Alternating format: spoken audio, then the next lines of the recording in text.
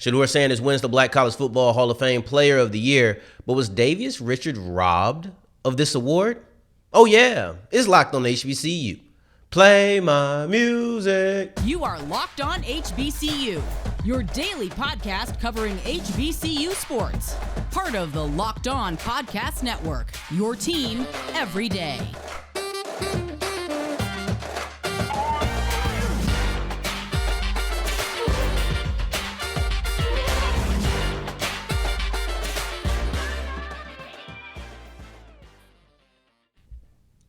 What's going on, family? Welcome back to another episode of the Locked on HBCU podcast, your number one daily one-stop shop for everything HBCU athletics, Monday through Friday, part of the Locked On Podcast Network, your team every day. And now, of course, Sam Darian Gray, a.k.a. the Mouth of the South, Texas Southern alum and former TSU Herald Sports editor. Thank you for going on this journey with me, making Locked on HBCU your first listen of the day every day. And remember, just because the mic cuts off does not mean that the journey is over. It just means it's time to follow me on Twitter at SouthExclusives, which you can find right here at the bottom of the screen. But if you're on the audio side of things, don't forget the S on the end.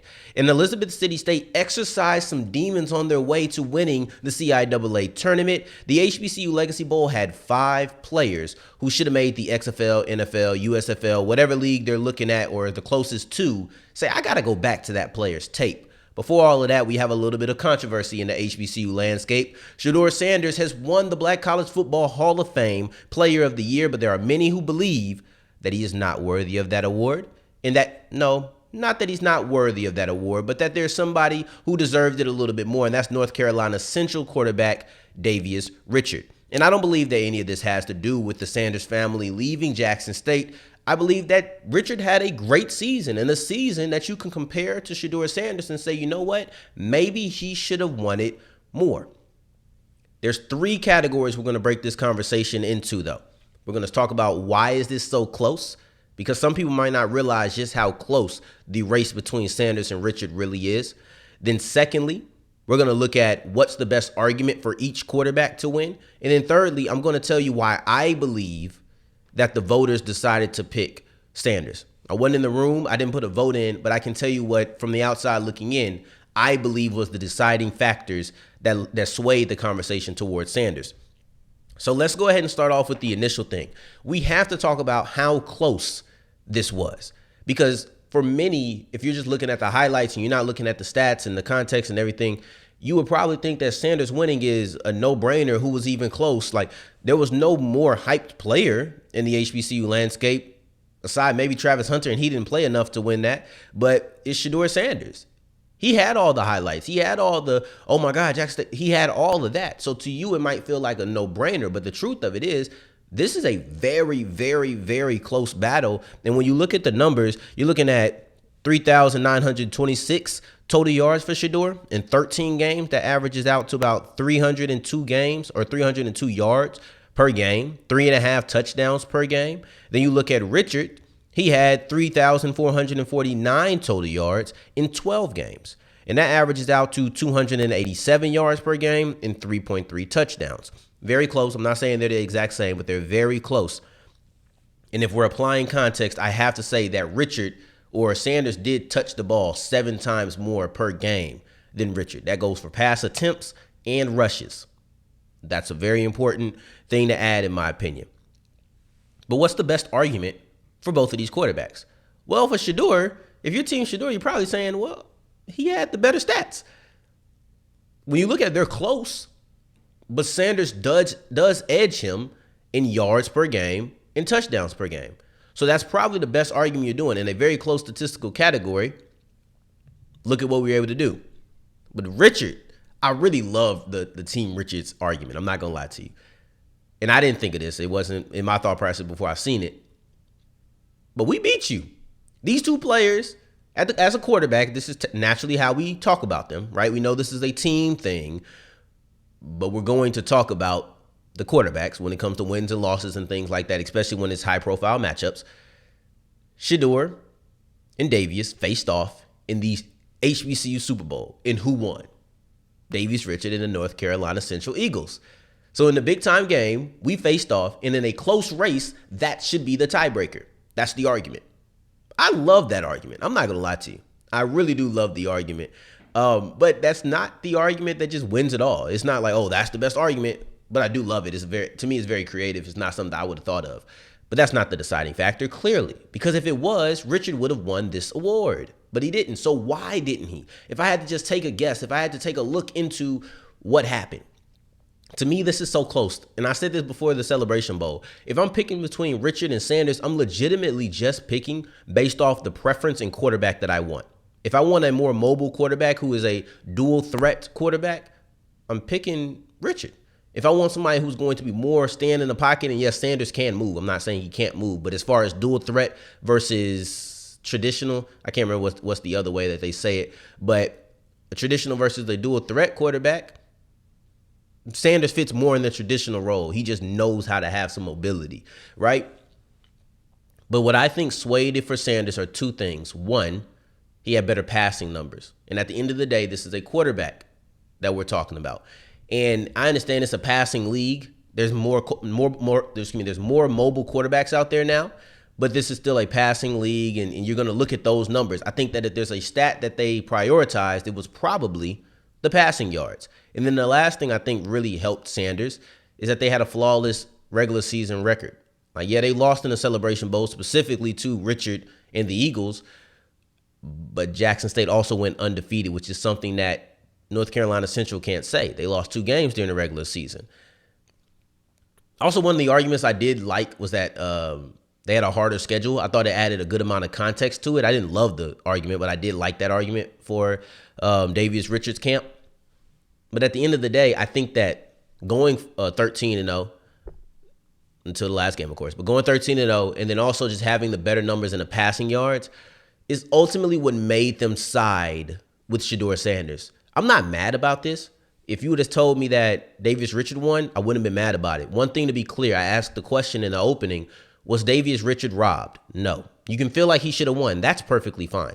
You can feel like he should have won, but he was not robbed for the award. Both of these men were deserving, and if either one would have won, I would not have batted an eye. And going forward, we're going to go back to the HBCU Legacy Bowl and list out the 4 players. Yes, it was 4 players who made the USFL, XFL, NFL go back to their tape and say, I got to check out what this player was able to do in the regular season as we continue with Locked on HBCU.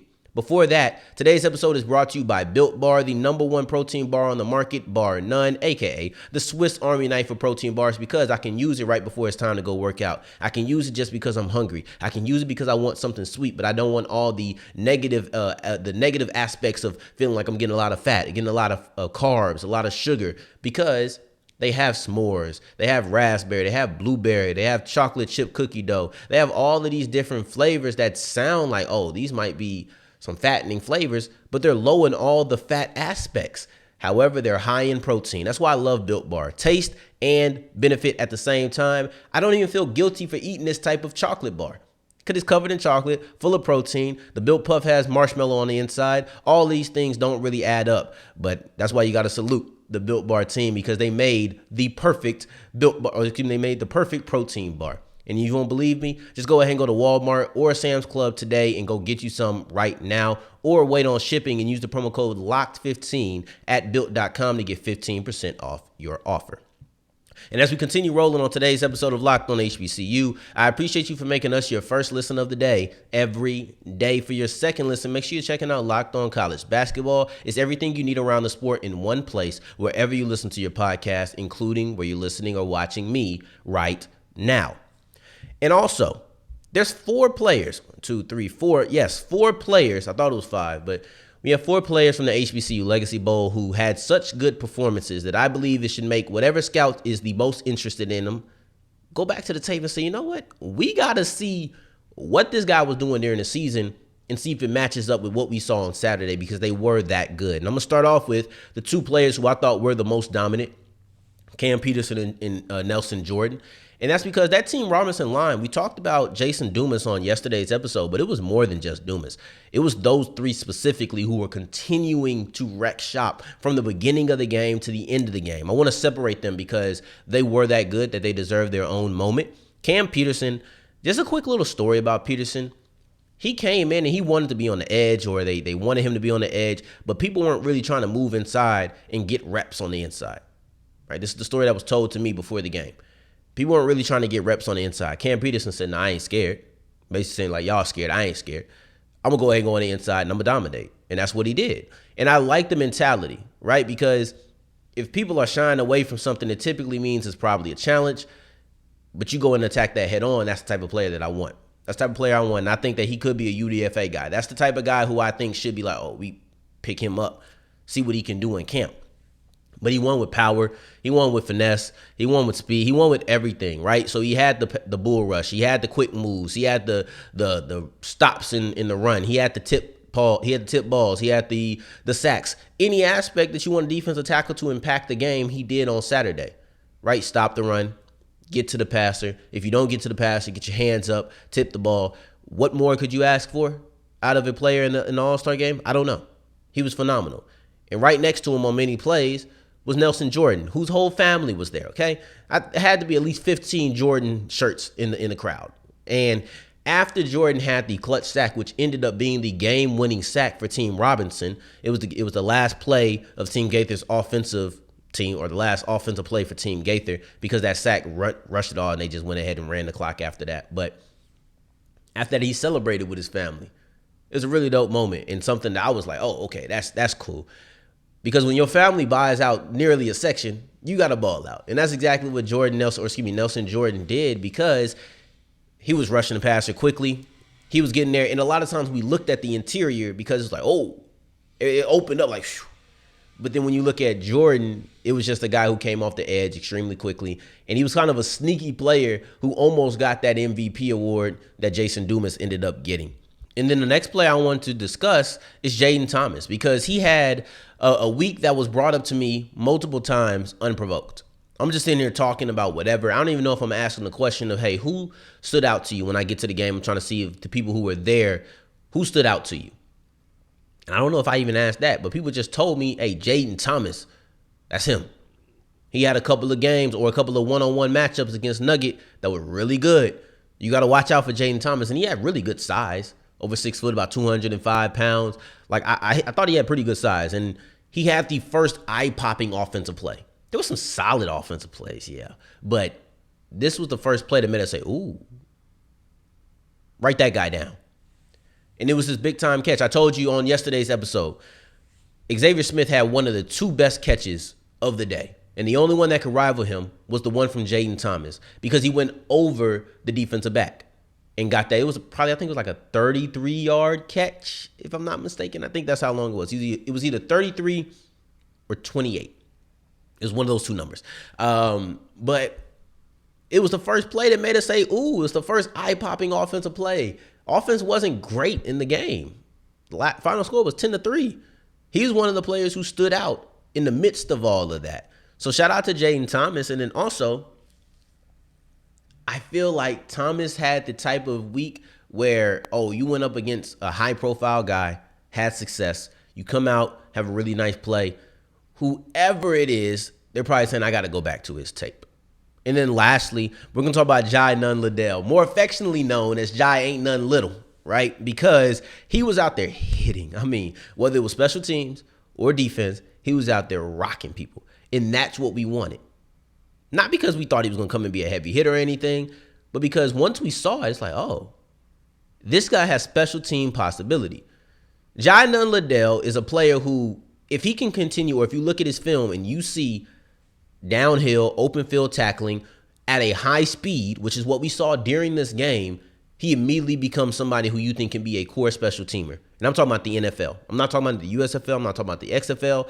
But I could legitimately see him, if that's a trait that we see on film more and more, that's a player who you say, I want to put him on the team just to be my gunner. And let me tell you why that's a very safe position. Ain't nobody coming in to compete with a good gunner. You're not. You're an all-star wide receiver. Some other all-star wide receiver might sneak their way in and be around. Ain't nobody coming. You're not bringing in competition for a gunner. And you also not really, like, you have a position technically, but you don't really. You don't really have a position. Like, think about Matthew Slater. Matthew Slater has a position, but he's not playing it we're not expecting him to be out there. It's not like, oh man, we got this many wide receivers. I think it's a wide receiver. We have 7 wide receivers. We can't keep Matthew Slater. No, one of those 7 guys is going to get cut in favor of Matthew Slater because his job is solidified. If you are a core special teamer and you're not really competing for the third, and I'm not talking about people who just play special teams. I'm not talking about your third safety who doesn't play, so he's on the special teams unit. I'm talking about a guy who is on the special teams unit, so he also has to be your third, fourth safety. That's the type of player that I'm talking about, and I think that Jai Liddell could be that type of guy. But I'll tell you what, with all 4 of these players, it's going to be up to the NFL, USFL, XFL to do one thing: go back to their tape. Go back to their tape. And as we move forward, Elizabeth City State has exercised some demons, and the result of this is a CIAA championship. Let's continue with Locked on HBCU. And as we're wrapping up the episode, I want to say shout out to all my segment 3 people for making us your first listen of the day and making it all the way to the end. Elizabeth City State has exercised some demons, and they result in winning the CIAA tournament in 2023. Let's look at some of these. Let's look deep into these, because for Elizabeth City State, I feel like this championship had to feel really good because you made it to the finals last year. You lost to Lincoln, and you're feeling like, you know what? This could be a mental hurdle, but you Hawks smashed that mental hurdle and you avenged that loss. Now, you were looking to avenge it against Lincoln specifically. That didn't happen, but you were still able to get over that hurdle. You're still able to get over that hump, because for some teams, making it to the finals and losing is something that they don't really shake back too greatly from. But hey, I guess Elizabeth City State didn't have that problem. Second time's the charm, if you're looking at them. And also, we're going to talk about third time's the charm as we continue on their route. But let's look at it, because it's not like avenging these losses stopped but it's not like avenging these losses was only in the finals. You also had 2 teams who swept you in the regular season that you had to go up against. And what they actually say is third time's the charm. And that's exactly what we saw with the Vikings, because they were able to knock off they were able to knock off Bowie State, and they were able to knock off Shaw afterwards. So Bowie State beat them twice in the regular season. What they do? Come in and smash them. I'm talking about 20-point victories, leading for the whole game, pretty much dominating this game. And then you look at this Shaw game, and the Shaw head coach had a press conference that was really fired up on the way to the finals. He talked about how he was upset about how his team had to go from playing the night before to playing right away. It just was unfair scheduling. And then also he discussed passionately about how, I know that Elizabeth City State wanted to face Lincoln. I know they wanted to avenge that loss from last year, but you ain't getting a rematch. You're getting us. I hate to break it to you, Shaw. I guess avenging wasn't exclusive to Lincoln. They just wanted to go ahead and avenge the fact that they lost in last year's finals. That's really what it came down to. And you just so happened to be the victim. But you know what? Let me not even call you a victim, because they were avenging losses to you as well. You swept them during the regular season. Third time wasn't a charm for you. Third time was a charm for Elizabeth City State. And when you look at the Vikings, I think it's kind of funny, because on the way, the route to winning the CIAA tournament, you had 4 games. The 2 close games were the games against teams they had beat during the regular season. But when they faced off against teams they hadn't beat, teams that had swept them, smash. Bowie State, 20-point victory. Against Shaw, you didn't lead by less than 11 the whole second half. Had a 20-point lead during most of the game, at least up above 15 for pretty much the whole second half. You're looking at above 20 points for the second half, not the whole game. But you're looking at a situation where it felt like, you know what, we going to get our lick back in these games. And they came out even more inspired. And yes, we're going to talk about avenging and exercising the demon of losing in the finals last year. That's what's going to be talked about when we're talking about avenging losses. But kind of like Hawkeye, the forgotten avenging is going to be the games against Shaw, the games against Bowie State, where you got swept in the regular season. And then what happens? You meet up in the playoffs or in the tournament, whatever, and you're able to avenge that loss. So I think that this had to be one of the sweetest CIAA routes and championships for Elizabeth City State. And shout out to the Vikings, because you just further proof that 5 is the greatest number, in case you just wanted to. I'll throw this little tidbit out to you. But the number 5 seed in the men's and women's tournament both won. You might think it's a coincidence. I think it's confirmation. Who knows? But don't make us your 5th listen of the day, right? That's the only time 5 ain't the best. Make us your first listen of the day every day. For your second listen, check out Locked On College Basketball with everything you need around the sport in one place. Isaac's doing a great job getting you prepared for March Madness. On tomorrow's episode, we're going to be breaking down some of the great action. North Carolina Central is on fire. Men's basketball on fire, winning 6 straight and just knocked off Norfolk with only 1 game left before the MEAC tournament. In the meantime, in between time, if you're looking for me, you can find me on Twitter at South Exclusives. Until the next time that we hear each other, family, take care, stay blessed. Peace.